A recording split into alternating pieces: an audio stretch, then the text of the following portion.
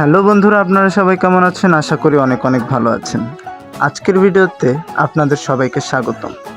আজকের ভিডিওতে আমরা কথা বলবো প্র্যাঙ্কিংয়ের জনপ্রিয় তিনজন অভিনেত্রী আরোহী মিম, শায়লা সাথী এবং লামহা আনসুকে নিয়ে।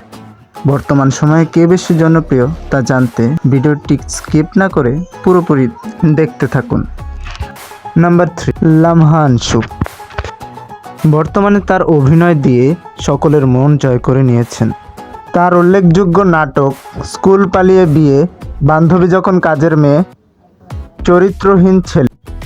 লামহা আনসু বেশিরভাগ কাজই শোয়েব শান্তর সাথে করে থাকেন। তাদের এই জুটিকে মানুষ অনেক ভালোবাসেন এবং বর্তমানে লামহা আনসু শোয়েব শান্তর সাথেই বেশিরভাগ কাজ করছেন। লামহা আনসুর টিকটকে 9,82,000-এর মতো ফলোয়ার রয়েছে। এছাড়া ফেসবুকে 1,42,000-এর মতো ফলোয়ার রয়েছে। নাম্বার 2, শায়লা সাথী। বর্তমানে তার কাজগুলো বেশ প্রশংসিত হচ্ছে। তার এক একটা নাটক মিলিয়ন মিলিয়ন ভিউ পেয়ে থাকে। তার উল্লেখযোগ্য নাটক বয়স 18, মধ্যবিত্ত সংসার এবং ভাই বোন। বর্তমানে শায়লা সাথী রাফসান ইমতিয়াজের সাথে জুটি বেঁধে কাজ করছেন এবং তাদের প্রত্যেকটি নাটকই দর্শকদের কাছে জনপ্রিয়তা পাচ্ছে। শায়লা সাথীর টিকটক অ্যাকাউন্টে 26 লক্ষের মতো ফলোয়ার রয়েছে এবং ফেসবুক পেজে 23 লক্ষের মতো ফলোয়ার রয়েছে। নাম্বার 1, আরোহী মিম।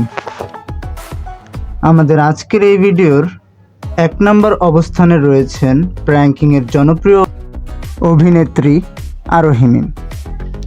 তার প্রত্যেকটি নাটকই মিলিয়ন মিলিয়ন ভিউ হয়ে থাকে এবং তার নাটকগুলো ব্যাপক ভাইরাল হয়ে থাকে এবং টিকটকে তিনি অনেক জনপ্রিয়।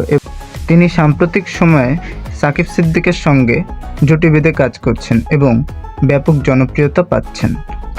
বর্তমানে সাকিব সিদ্দিকের সঙ্গে জুটি বেঁধে বেশ ভালো ভালো কাজ করে যাচ্ছেন অভিনেত্রী আরোহী মিম। তাদের উল্লেখযোগ্য কিছু নাটকের নাম বাজবো না তোকে ছাড়া, ছোট্ট সংসার, গরিবের রানী, নতুন বউ।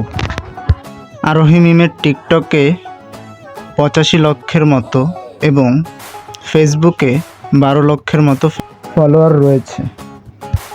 আপনাদের কাছে এই তিনজন জনপ্রিয় অভিনেত্রীদের মধ্যে কার অভিনয় সবচেয়ে বেশি ভালো লাগে এবং কাকে আপনার সবচেয়ে বেশি পছন্দ? কমেন্ট করতে ভুলবেন না কিন্তু।